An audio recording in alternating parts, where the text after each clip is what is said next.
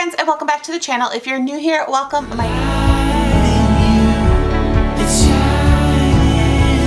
So today's video is going to be a little bit of a parenting video, some parenting tips and tricks. I haven't done a parenting video in a while, so I wanted to add it to my little playlist.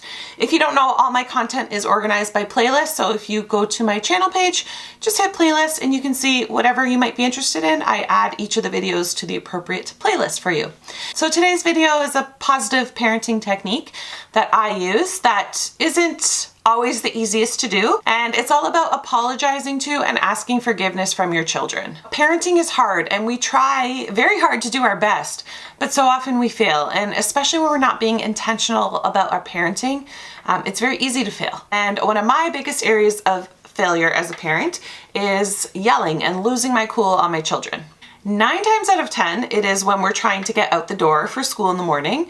I don't really find that it happens many other time, maybe when they're not cleaning their room.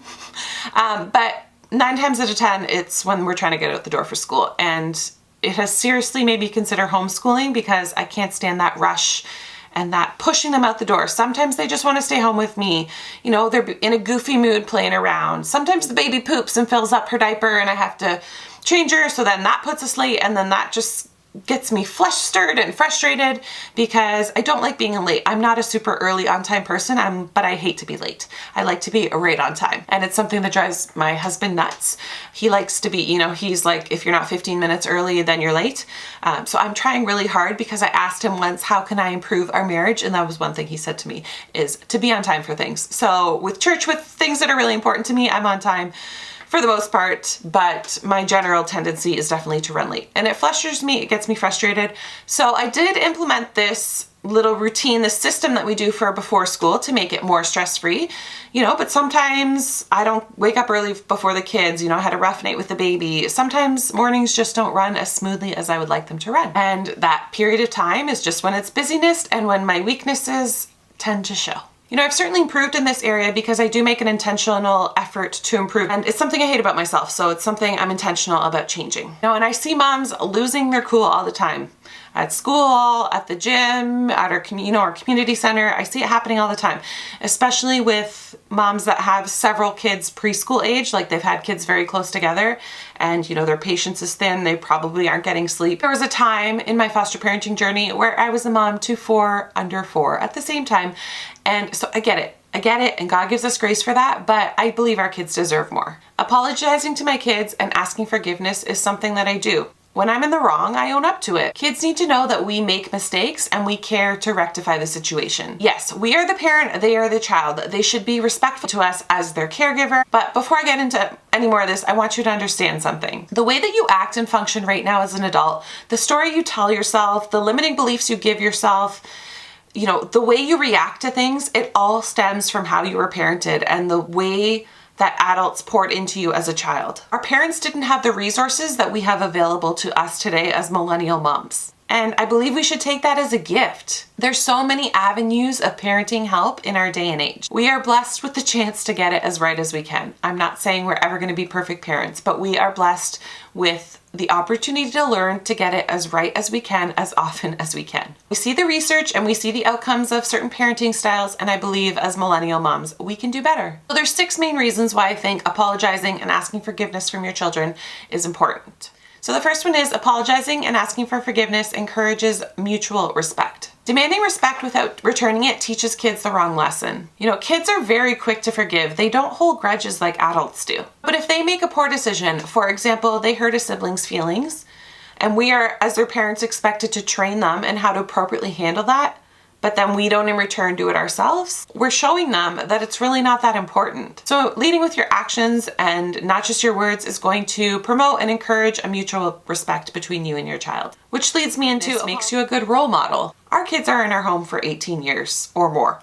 They are going to witness that we make mistakes and we are not perfect. But if our kids see that we admit to our mistakes and that we are remorseful, it teaches them a very important life skill. It's inevitable for every human being that we're going to make mistakes and we're going to react based on emotions of anger, frustration, sadness. But being able to acknowledge that and say sorry and ask for forgiveness, it shows strength in your character and it pushes our pride and our egos aside. Apologizing and asking forgiveness also promotes a strong bond between you and your child. When your kids see that you're willing to apologize and ask for forgiveness from them for something that likely hurt them or made them feel bad, you show them the importance and the value of your relationship. You show them that you care to get it right, and that builds trust. When our actions, like yelling for example, when our actions hurt our children, they're likely to feel fear and mistrust, especially if it's not normal or in your character to do so. For parents that tend to react this way all the time, there's a whole slew of mistrust and attachment issues that happen. But I'm talking for the average parent who makes mistakes every now and then.